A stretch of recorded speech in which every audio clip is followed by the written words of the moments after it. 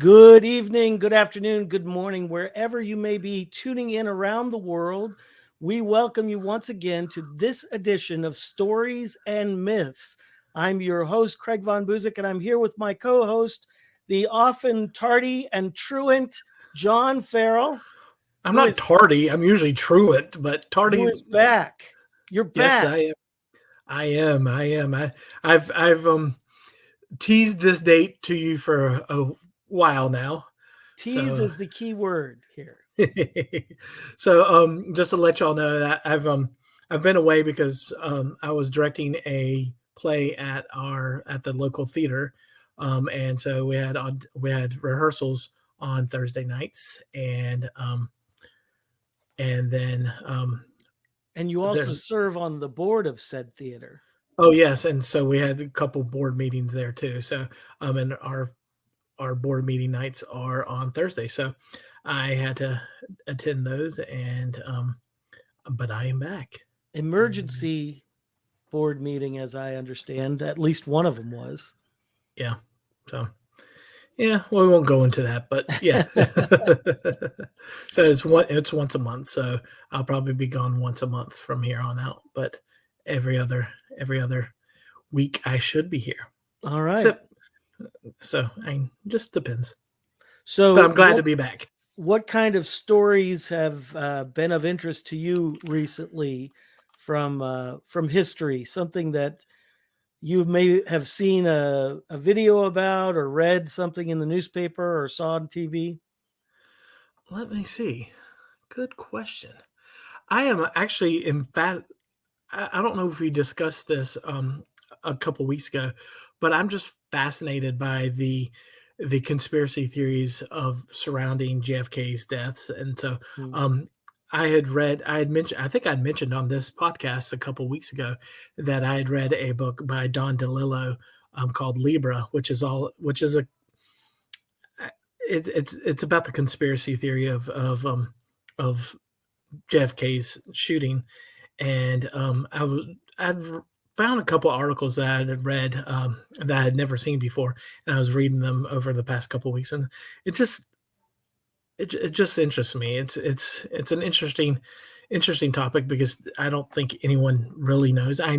Obviously there are a lot of people who are probably accurate and right, but it's you get these wacky theories that are conspiracies that come out, and the more obscure and weird I'm kind of drawn to that. So I like weird off the what's it called off the road kind of historical facts like that you would never find in a history book or something like that. So So, in these latest readings, has your thinking changed at all, or has it changed since we did the episode on the JFK assassination here on Stories and Myths? no, I think the only thing that really changed is that there are a lot of weird people who have weird thoughts about what has happened or what they think has happened because um I read one that I'm trying to think what who I don't know who it was by. I can't remember the author, but something to do with that, like um, that there was some kind of supernatural element combined Oh, that yeah. went into it. It was just off the, but I it was presented in a way that was interesting. Yeah. But I'm like, okay, yeah, this guy is Interesting, clearly like the hunt for Bigfoot, right? right. Right. So I like reading about those far fetched conspiracies and things like that, and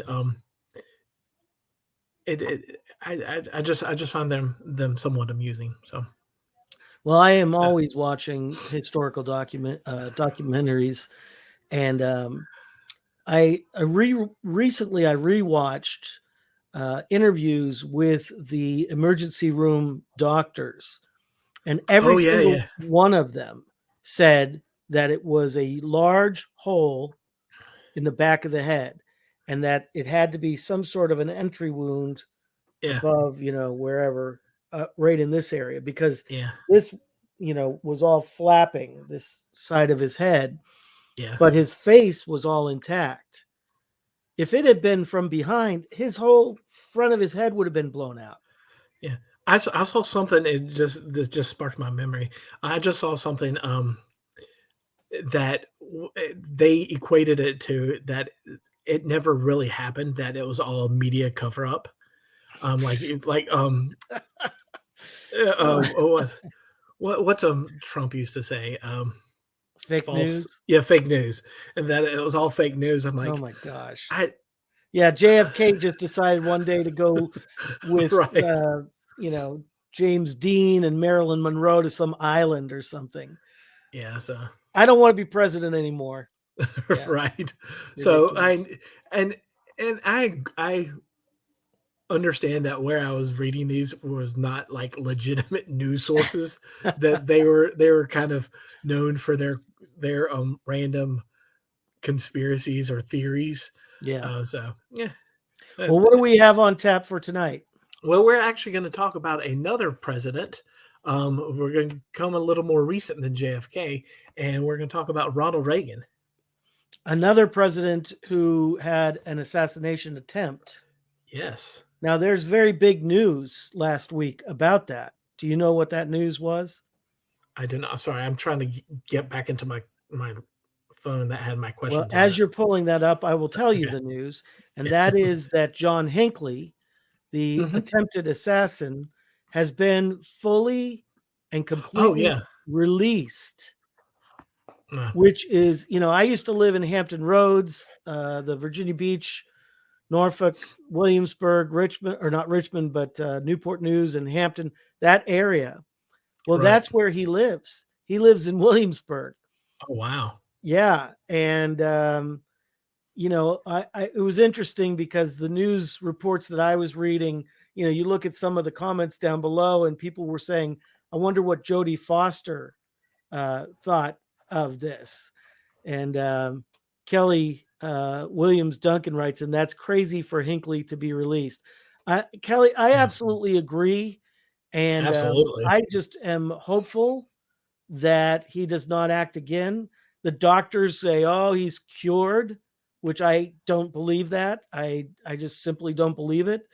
Um, How old is he now? Is he in his 70s? I would have to look it up, but Yeah. I would guess. I mean, the assassination, he was what, in Yeah. his late 20s or something, or early I have no 30s, idea. and that Hmm. was in the early 80s. Right. So he's got to be in his probably late 60s or early 70s. Did they release him because of good behavior, or Yes. just okay?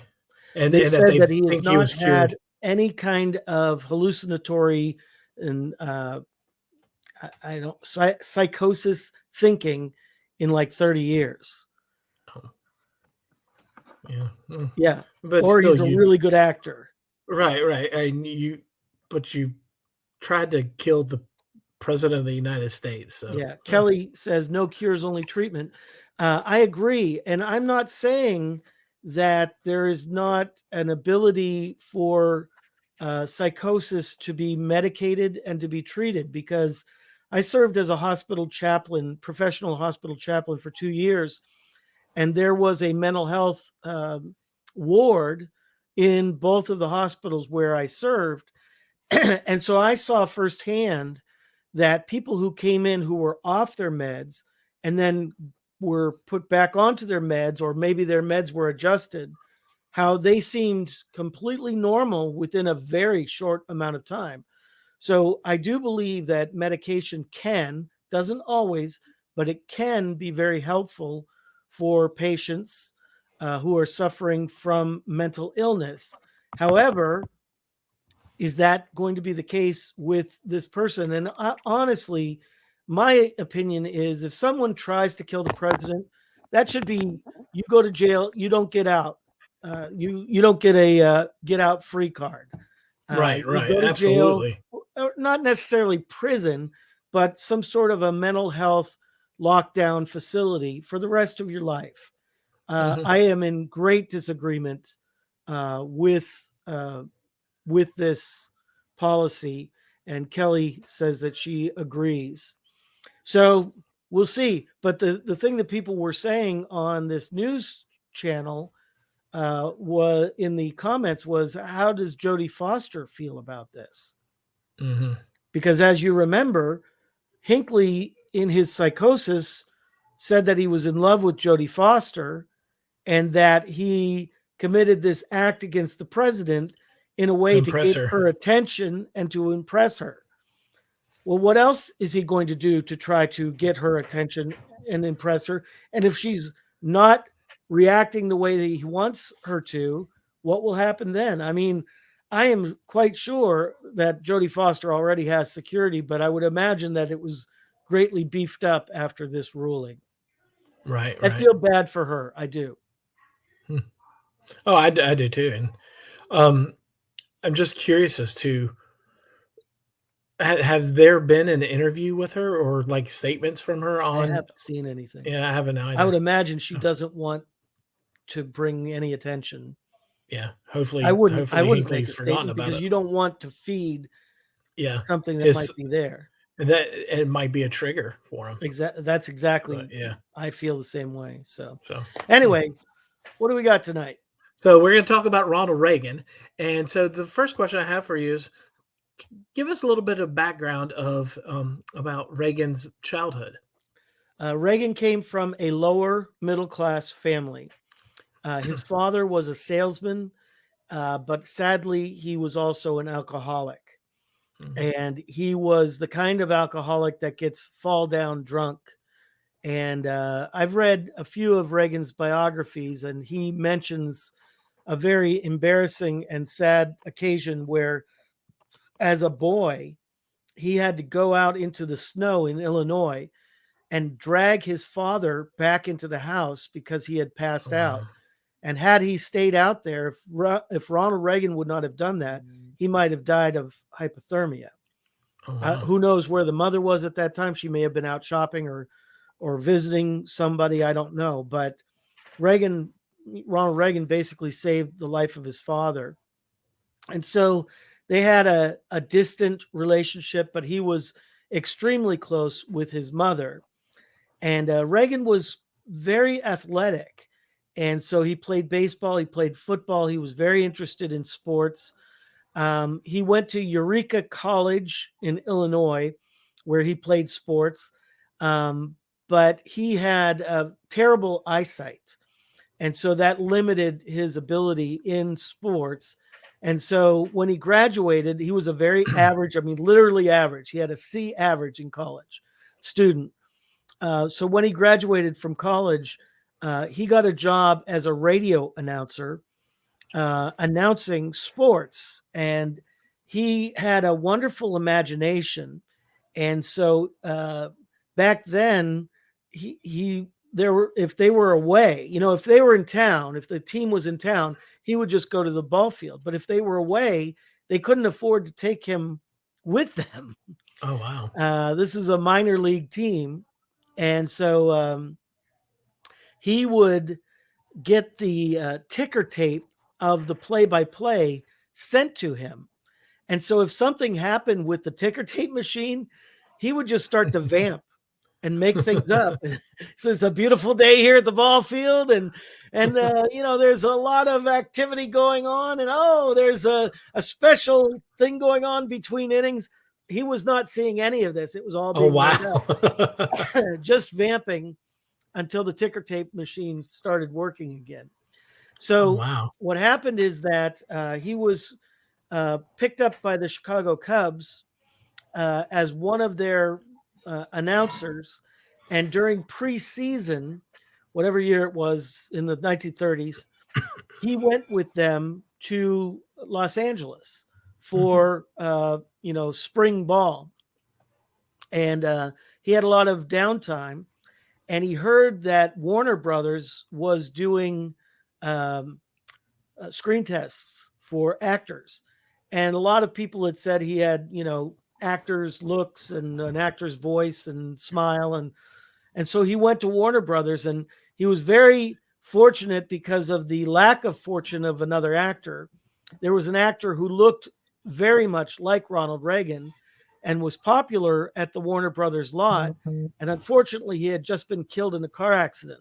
Oh, wow. And so Warner Brothers was looking for a replacement, and in walks his twin, Ronald Reagan. Mm. And they gave him, I think it was a 7-year contract. And that was the start of his Hollywood career. So to go a little further, because the next that actually leads right into my question of how did he become a movie star? So I want to kind of go a little beyond that, and what where where did his stardom go? I like from there from the beginning. What did he do while he had his name and lights in Hollywood, and like what kind of trajectory was that? He was a moderate star. He was Okay. not a Clark Gable. He was not a uh, John Wayne, although those were his friends. He hung out and Oh, rubbed shoulders with all of the greats. He was actually very good friends with John Wayne, um, and others. Many. Olivia de Havilland was a very good friend of his, and others. He married Jane Wyman. If you remember the movie Pollyanna, she's right. the mother in Pollyanna. And they adopted, they couldn't have children, but they adopted 2 children, Maureen and, oh, now I can't think of his name. He was the radio host, but, the boy, can't think of his name, Michael Reagan. Okay. And then they ended up divorcing. And it happened right around the time that Reagan's star was starting to dim a little bit. Now he had some great successes. He had he's best known and actually got his nickname from the movie Newt Rockney All American, Okay. where he plays the Gipper, Win and one for the Gipper. yeah, it tugs at your heartstrings because Yeah. in the middle of the season he gets ill and he dies, and on his deathbed he tells Newt Rockney, just tell the boys to go out and win one for the Gipper. And so he became known as the Gipper. But then, the parts were not coming in as well. He did have a really a major role in a movie. I think it was called Where's the Rest of Me, where he is injured and he loses his legs. And so there's a really poignant scene where he wakes up and he says, "Where's the rest of me?"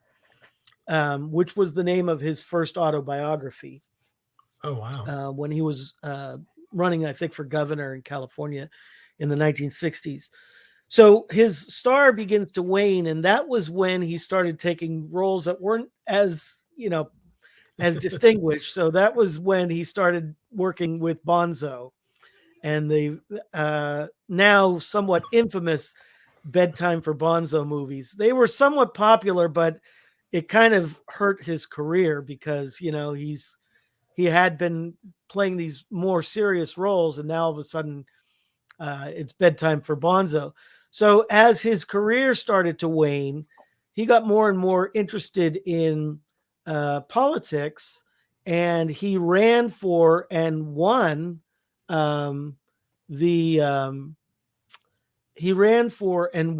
the presidency of the Screen Actors Guild.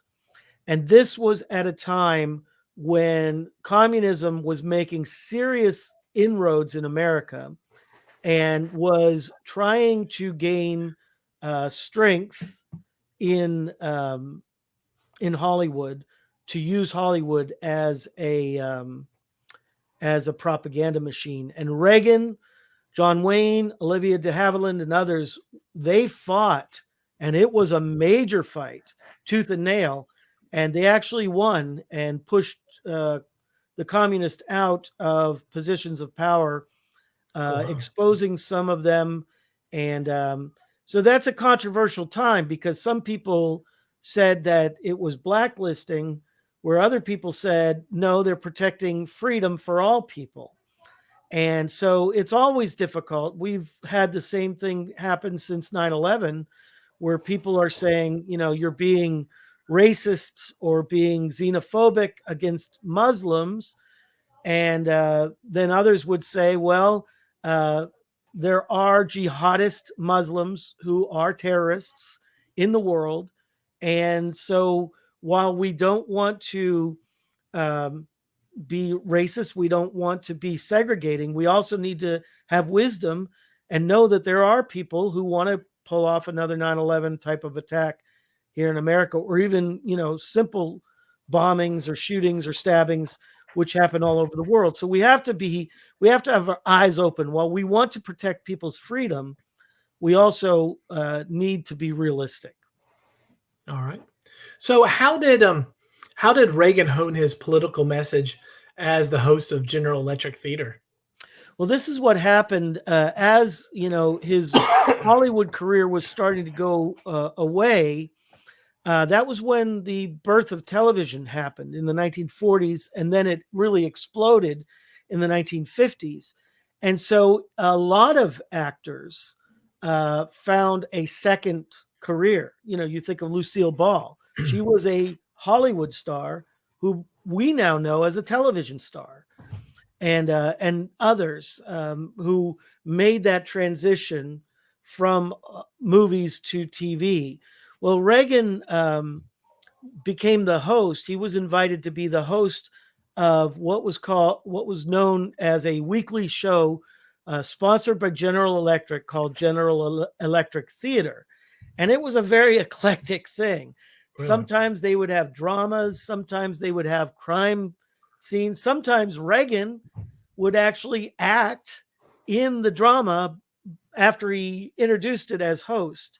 So one in particular that was very interesting was when Reagan acted alongside of James Dean in a movie where Reagan played a medical doctor and James Dean was a teenager whose friend got shot. And so Reagan needs to figure out what happened and try to save the life of this friend. You can actually watch that episode on YouTube. Oh, really? So what happened I've is, never seen any episodes of General Electric Theater. yeah, there's not a lot, but there are a few There's not a out lot. there that you can watch. But what happened is that as part of his hosting duties, he was called upon by General Electric to go to all of their plants and kind of give them the rah-rah speech, build up the morale. This Right. Hollywood actor is coming to talk to us.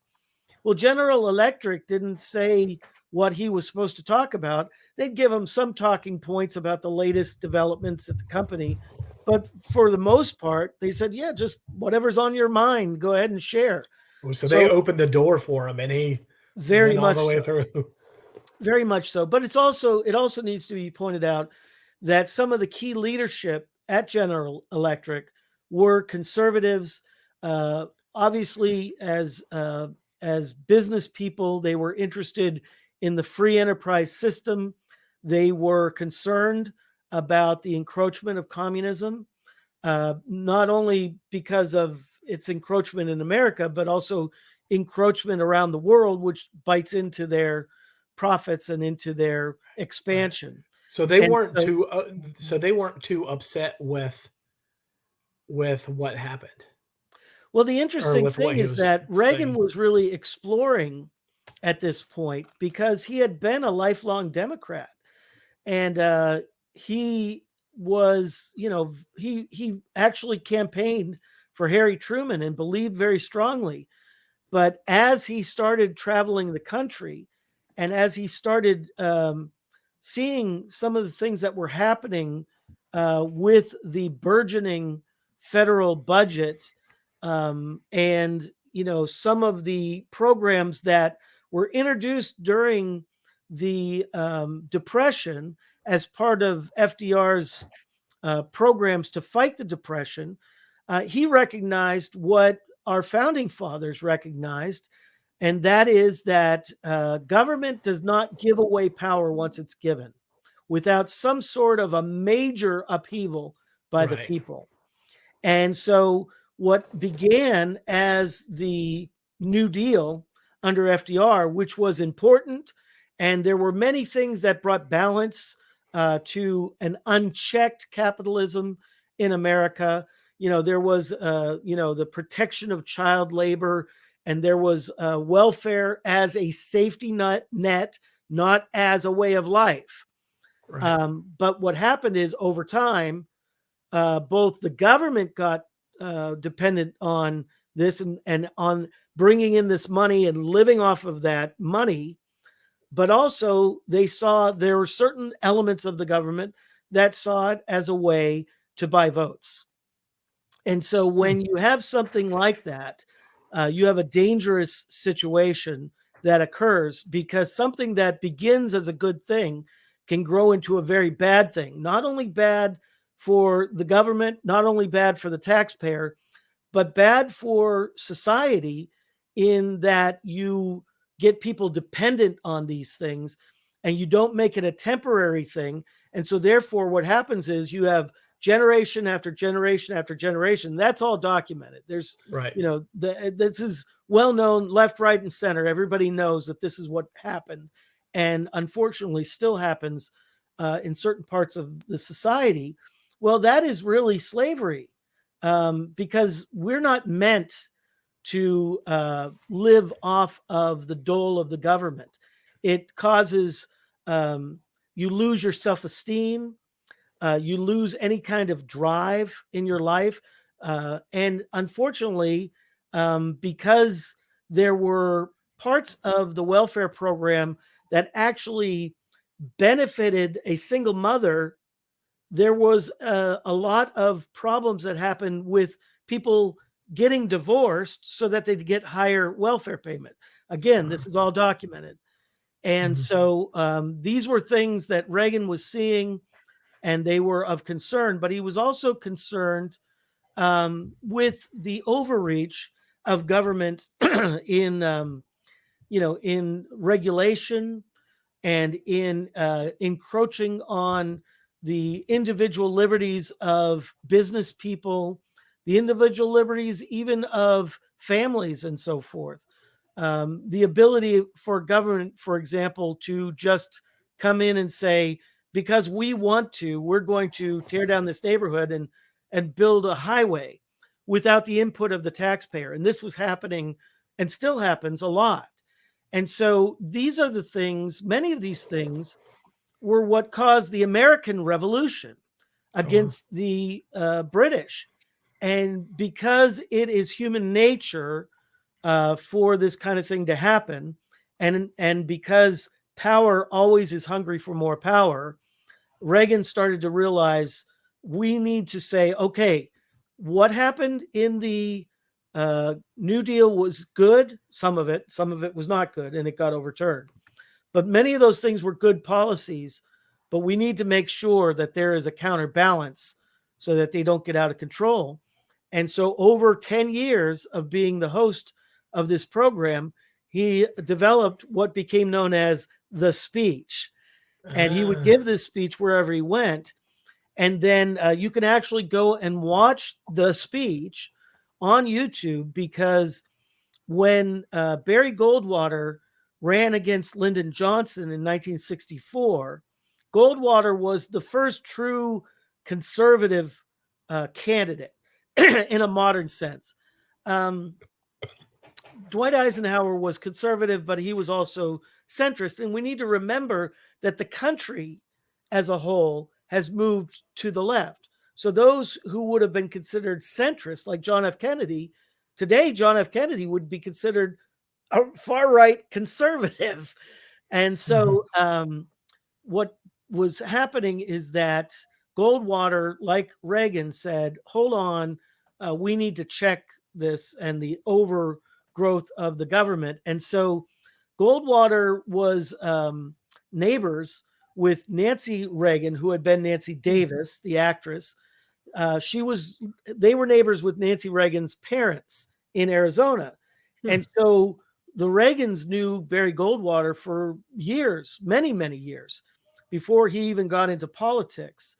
And so Goldwater, knowing Ronald Reagan was a well-known actor, a celebrity, but also a burgeoning conservative, said, I would like for you to make a speech endorsing me, but I'm not going to tell you what to say. You just share your heart. So Reagan went on to national TV and made the speech. And so you can go Mm. out and watch that if you want to see what it was that Reagan was saying, and why he believed in what he believed. And And it so was the same speech that he gave not only at Barry Goldwater's event, but at all these General Electric events he had to been all the giving the employees. speech for 10 years. And so Oh it was wow, well for 10 polished by this time. right. Yeah. And he probably knew it by heart and didn't need a teleprompter or anything like that. So, Quinn, you mentioned that that Reagan used to be a part of the Democratic Party. He has an interesting quote, or it's a well-known quote about the Democratic Party, and so I was wondering if you could tell us what that is and what he meant by that. Uh, when people asked in 1962, he formally switched his party affiliation from Democrat to Republican. And of course, that gathered a lot of attention. And so people asked him, why did you leave the Democratic Party? And he said, very famously, now we know it, he said, I did not leave the Democratic Party. The Democratic Party left me. Mhm. And so there were a lot of people, my parents included, who were born and raised Democrats, but they felt that more and more, year by year, the Democratic Party was moving away from the traditional values, which is what the definition of conservatism is. You know, it's not meant to just be stuck in the mud. It is meant to recognize that there are values that are universal and eternal, and they meant the same thing 3,000 years ago that they mean now.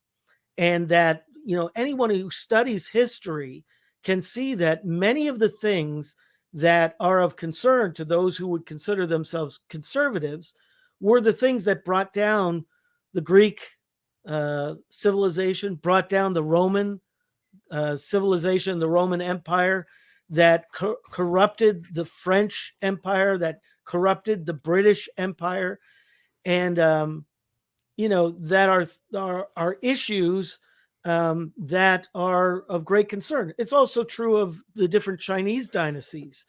While each of these civilizations have their good elements, there are also things that are very much dangerous about them. So, for example, with the Chinese, to this day, they are totalitarian, authoritarian. It's all top down. It is not about individual liberties. Now, they have more individual liberties now than they ever had before. And I think a lot of that is because of media exposure, where people see what's happening around the rest of the world. And so they demand these things. But it's not true freedom. There's anything but true freedom in communist China. There are some freedoms, but it's not liberty. And Right. so that is what happened with Reagan. Is he saw an eroding of some of these values, and it set off alarm bells in his thinking, and he felt compelled to make the switch. So, who were some of Reagan's political influences, not influencers? um, well, here's the great irony: Ronald Reagan's favorite president was Franklin Delano Roosevelt. Huh. And we need to remember that Roosevelt was a patrician. He was an aristocrat. He was unbelievably wealthy, from the Roosevelts that go back to New Amsterdam. I mean, Right. the Roosevelts are an incredibly wealthy family. But what Roosevelt saw was that government had a role. And I think that most people would agree that government does have a role to play in protecting the people, as long as that's what it's about. But when it goes to the point where government begins to make decisions for the people against the will of the people, then you're moving into totalitarianism and a dictatorial type of situation. That is something, you know, Thomas Jefferson said that the tree of liberty has to be constantly fertilized with the blood of patriots, because the founding fathers understood that, you know, power corrupts, and absolute power corrupts absolutely. And so if you get into a place of power over people with an unlimited supply of money, oh my God, we have to have checks and balances, because human nature is such that it will turn into a monster. These good people who run with a desire to serve, when they get into that place of power and they start to get the goodies, oh my gosh, that's a scary place, which is why I believe in term limits. I believe that I think that one of the smartest things we ever did, and it was because of FDR, he had 4 terms. Imagine that. Franklin Roosevelt won the presidency 4 times. Well, that is flirting with a dictator. We Right. look at Putin in Russia, and we go, oh, well, there's no real election there. He's just a dictator who, bullies his way in. Well, could that have been the same thing that could have been said about FDR? Maybe if FDR was younger and healthier, God knows what could have happened. So I think that it was very wise for us to limit the presidency. And I am very much a proponent of passing the same laws for Congress and for the House and for the Senate, which has not happened, but I believe that it needs to happen to protect ourselves from these lifetime politicians. The founding fathers never intended for lifetime politicians. They believed in the concept of citizen servants, public servants who would serve for a certain amount of time and then go back home. Right. And let somebody else have a chance, because they recognize that if you stay in power too long, it starts to corrupt, and then there's all kinds of shenanigans. And so Reagan, while he loved FDR and admired FDR, he also was concerned about where those policies were going. But he was very much influenced by FDR, and he said that. He said even his style of speaking and his style of the presidency, and in terms of being one who cast vision and is positive in their outlook. That was one of the reasons why Reagan was so popular. And we need to understand how popular he was. In the election against Mondale in 1984, which was the first election that I ever voted in, Reagan won 49 states. Wow. It was, I don't know if it's the biggest landslide, but I think it is the biggest landslide. What was the one state he lost? History. I think he lost Minnesota, which was Mondale's home state. Oh. And that was it. So Reagan was very popular. And I think a lot of the reasons that he was popular is that his message resonated with a lot of people who were nervous about a government that was growing out of control. So why is Reagan considered an icon in the conservative movement? He is, while Goldwater was the first conservative candidate, Reagan was truly the first conservative president to be elected. And he ran on big picture. He was a big picture kind of person. And that comes from his training as an actor, his training as spokesman for General Electric, and then, of course, his public speaking all over the country. So his views, by the time he ran for governor, his views were very honed. He knew what he believed, and he just kept hammering it. So the speech that you hear in 1964 is exactly what I heard when he ran in 80 and 84. It's the same basic message.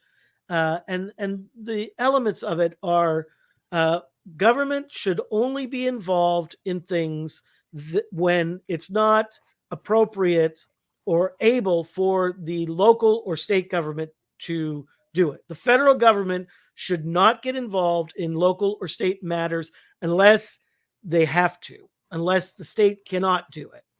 Right. And that is a key conservative position. He believed in lowering taxes. The marginal tax rate This is hard to even comprehend for me.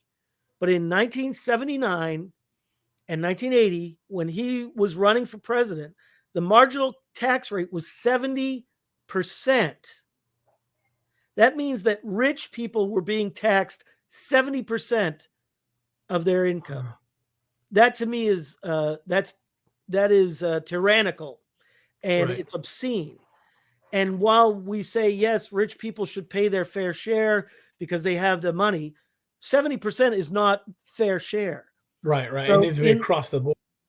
it is abusive. Yeah. It is government taking more than government should take. And so Reagan pushed through very persuasively. We need to remember that the Congress, the House of Representatives under Reagan, was Democrat through all 8 years, but the Senate was Republican. And so Reagan had to play politics. He had to find out how to convince Democrats to go along with his program, and he did. And they cut the marginal rate to 50% from Wow. 70%. And then 2 years later, after Reagan had his landslide, they cut it to 28%. Wow. And it has hovered right in that area ever since then, which allows for people to invest. And there are people who say, well, it allows for fat, rich people to get fatter and richer. And yes, there are selfish jerks out there who are going to do that. But it also allows for those who truly are motivated for their own good and for the good of their community and the country to plow those things back into building business and building it even better. And remember that unless you have profits, your business can't grow. And if your business is not growing because the tax rate is so high that you don't have profits, then you don't hire new people. You don't raise their income. You don't give them benefits. You don't create new ideas. You don't have an R&D department that's out there in front always looking for the next thing. And so, yes, we want to make sure that people are taken care of and that the poor are taken care of. And we want to make sure that people have a safety net, but it should only be a safety net. And that means that there needs to be a limit on how long you can get welfare without going out and getting a job. You have to prove that you're going out and looking. And then after a certain amount of time, we'll take care of your kids, but we're not going to take care of you. Right. Because it's morally correct to take care of children, but it's not, I don't believe it's the government's responsibility to take care of a deadbeat father or mother who aren't going out and finding a job or getting the training that they need to find better employment. And these programs are available. It is available for anyone who has a desire to better themselves.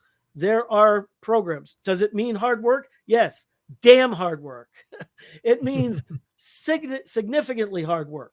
But is it worth it for your children to do that hard work, to get that education, to get that better job, to get that training in a skill, to become an apprentice and then eventually become a master of that craft? Yes, it's worth it. Absolutely. And so that's the problem, is that we've got to be compassionate, and yet we also need to be realistic about human nature, and that there is a certain segment of society that will, if given the opportunity to suck off the public trough, they'll do it. And they'll keep doing it. And the problem is that then they train the next generation and then the next generation. And then we're not dealing with poverty in a compassionate way. We're simply enabling terrible human behavior and all the misery that comes with it. Because if you are taking just government income, that's a very small income. And what does that mean? That means that you're probably buying terrible food. And so you're dealing with obesity and you're dealing with diseases. You might feel hopeless, and so you get involved in alcoholism and drug addiction. And then you go out because you don't feel like there's any opportunity, because you've been taught that there's not any opportunity. So you go out and you start committing crimes, and then you end up in prison, and then your children don't have a parent in the house. It becomes this awful downward spiral. And so that is why we need to recognize that, yes, we want to have compassion. Yes, Jesus said the poor will always be with you, and you must take care of the poor. But that doesn't mean enable them to stay in Right. their position. Right. Well, you have 3 comments that have come in recently. Do you want to address those? Go ahead. Well, so the first one was by Charlotte Rist Adelsberger, and I apologize if I pronounced your last name wrong. Go ahead. You can. It says very meaningful. Thank you for giving us a sound perspective. It is much needed today. And then our next comment is from Marlene Banks. The next 2 ones are from Marlene. So she does have a couple questions. You want to address that? So didn't Barry Goldwater fight against integration? I am not as familiar with Goldwater. There have been, as I've seen in some of my research, there have been accusations about Goldwater in that regard. So I don't want to speak to that. I will do research, and I will come back and answer these questions next week. I can say that Ronald Reagan was not. Now, there are people who have tried to twist his words and try to twist his policy. And when you look at what they're saying against the track record, it doesn't hold water. And I do not believe that Reagan was a racist. Now, there were things that a lot of people were trained to believe that were not racist at the time that now we see really were racist. And so there were some of those things, some of the things that were said, maybe without really thinking it through. But in his heart, I don't believe that Ronald Reagan was a racist. All right. And then last comment from Marlene is honestly poor, not bone lazy. Right. And that's the difference. There are people because of a health crisis, because they lost their job and they can't find another job, because the economy goes south, because of a divorce. There's all numbers of reasons why people fall into poverty. That is something that it is the role of government, but also the role of the private sector, nonprofits, and churches and religious organizations to take care of the poor. And I think what has happened is that on the left side of the spectrum, there's been far too much dependency on government and an expectation that government is the way of answering this, and not enough understanding that these things also need to be addressed in the community, on the community level, through nonprofits, through churches, synagogues, mosques, other religious organizations, and at the core, through families. Before a lot of these things were in place, families would take care of each other. And there are other societies where you have 2, 3, sometimes 4 generations all living in the same house. And they don't see any problem with that at all, because for them, I think of the Japanese, for example, they're very family oriented.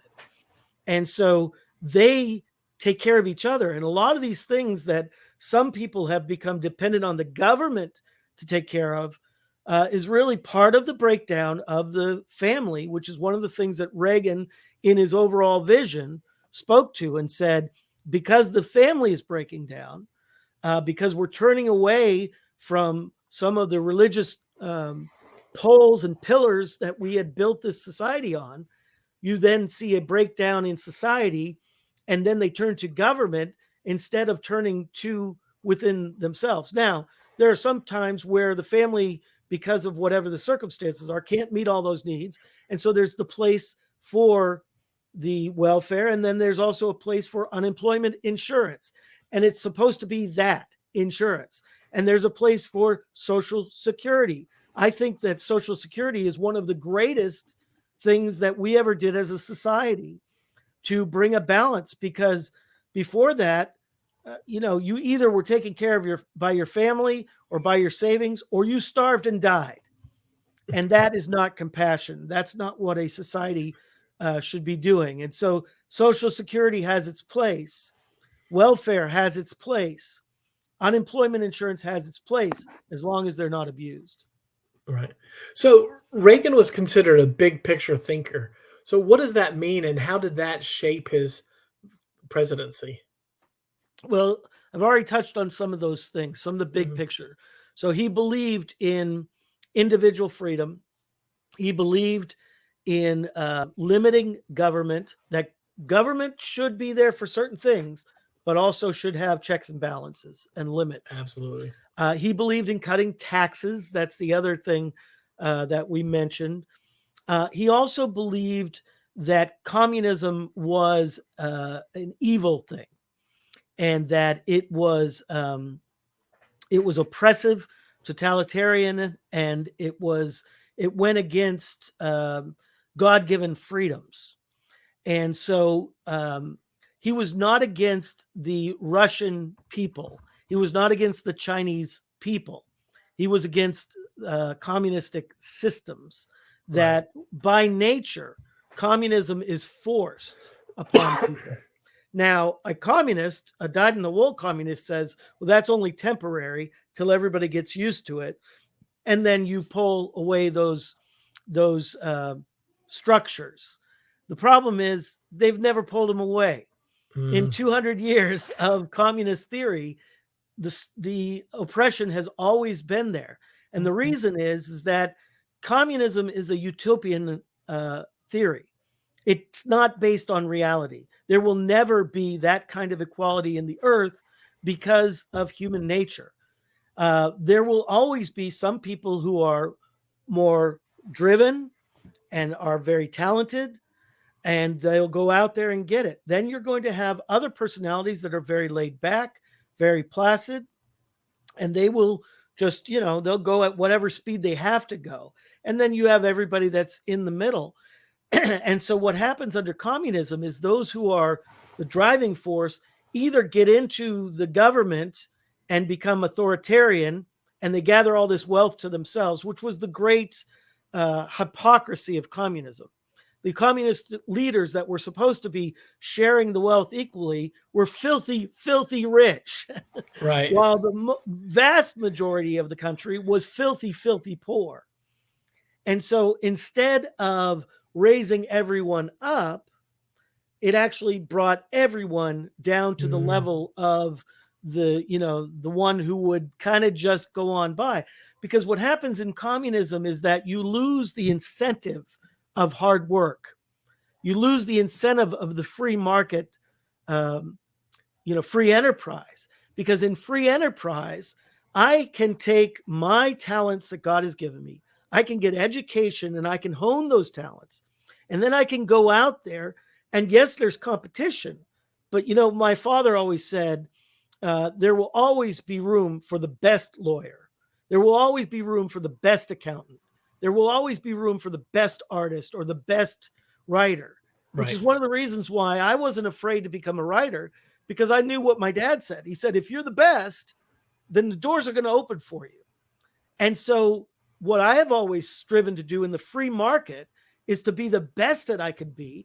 And I had the energy knowing that I was not going to be told, we have a quota for writers and you don't fit in that quota. So you can't be a writer. You're going to work in a factory, which is what communism does. Mm, And so it's not a realistic system. And that is why Reagan called it evil. But it was also evil in that it was atheistic, which is quite ironic because Russia is the home of the Russian Orthodox Church. And so the Russian Orthodox Church never went away. It just kind of went underground. And immediately when communism fell, what rushed back out into the forefront and is in the forefront today? The Russian Orthodox Church. Why? Because human beings, I believe, and I believe the Bible reveals, and in my experience, I believe it to be true, we were created to need a relationship with God. It's like going to the mothership. ET must phone home, right? He's interesting driven. analogy. Yeah, but ET is driven, right? He must phone home because he knows, he was left behind on this foreign planet. Well, the Bible actually says that. It says we are aliens. We are not of this earth. This is not our home. We're of a different kingdom. We're So a we're peculiar ET. people. So we're ETs. We are ETs in a spiritual sense.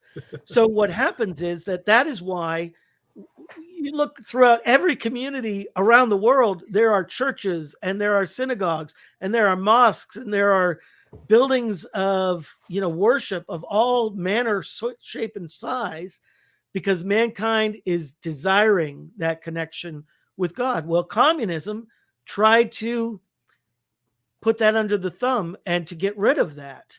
And it simply wasn't natural. But what happened is that there were, Stalin is one of the biggest evil monsters and killed as many people, I think, as Hitler.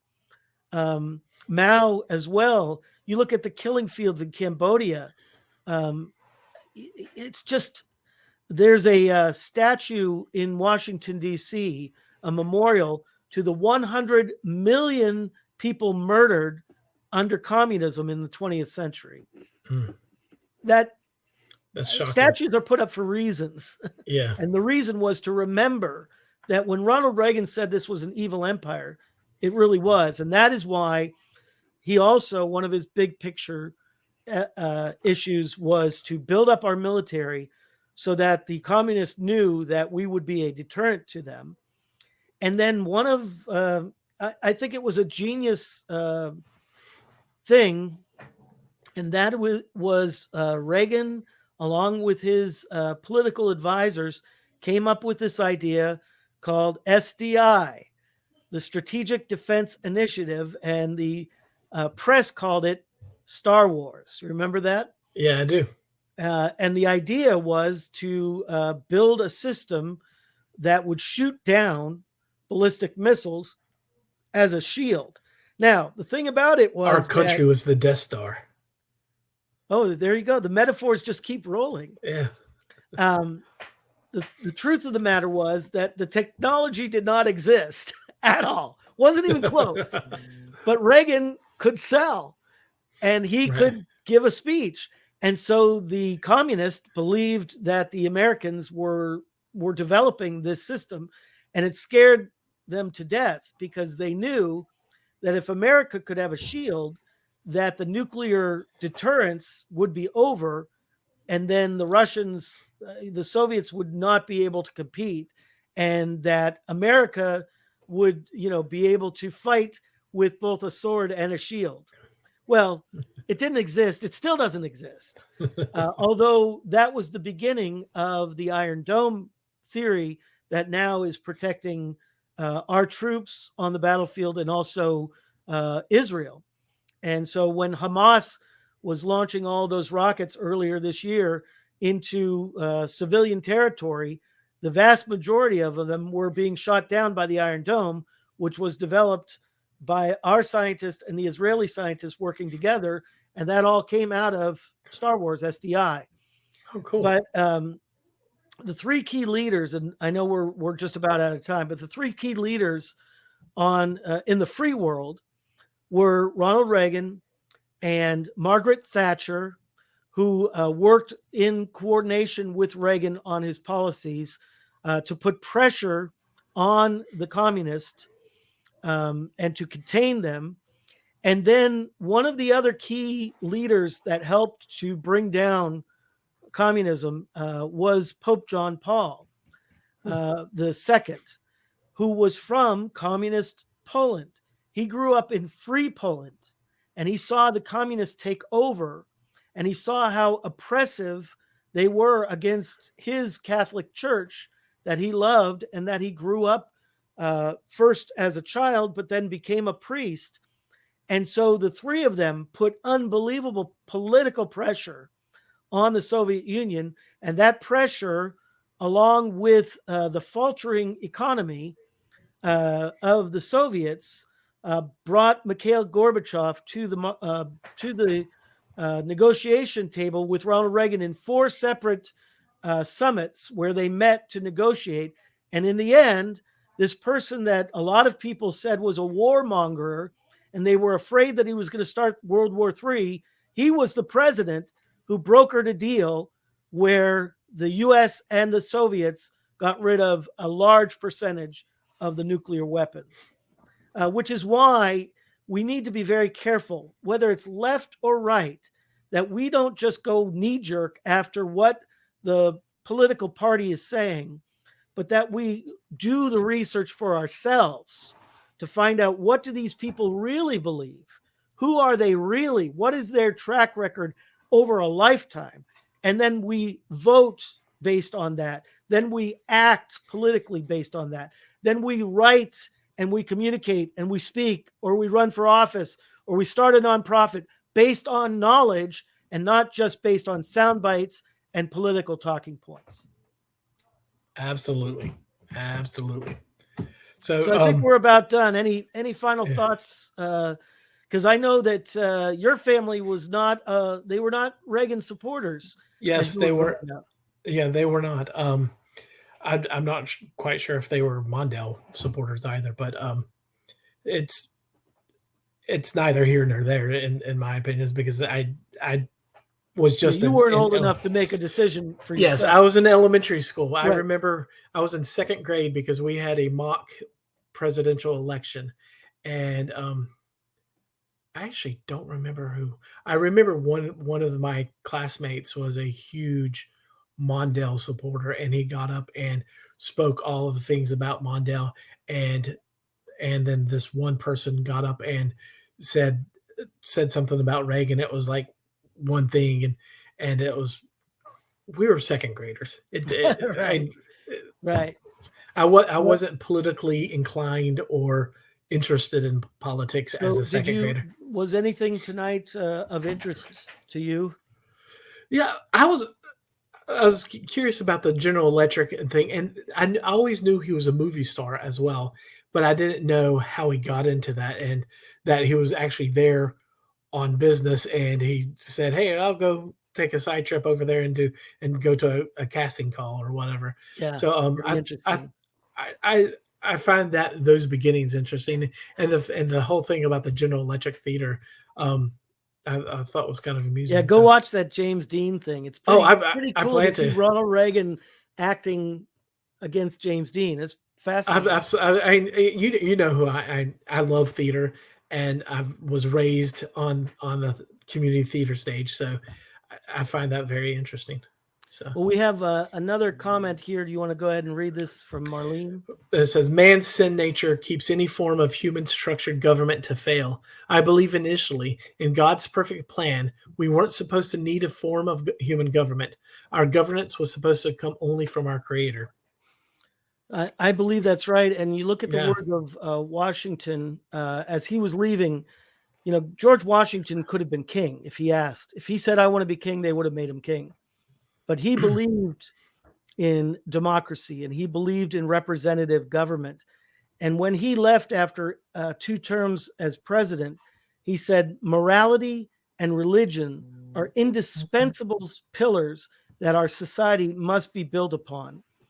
And so when people move away from morality, when they move away from religion into a secular type of situation, they may be thinking that they're doing something good because maybe they see some excesses from some certain segments of religion, but that is throwing the baby out with the bathwater.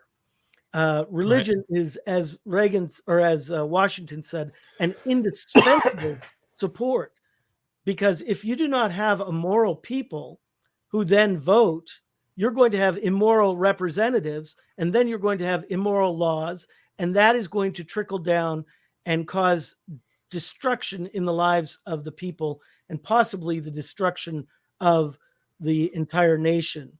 And that is one of the things that we see, you know, in the Roman Empire, for example. It was a crumbling of morality that brought about a crumbling of society, which then brought about an encroachment of their enemies from all sides because they became weak.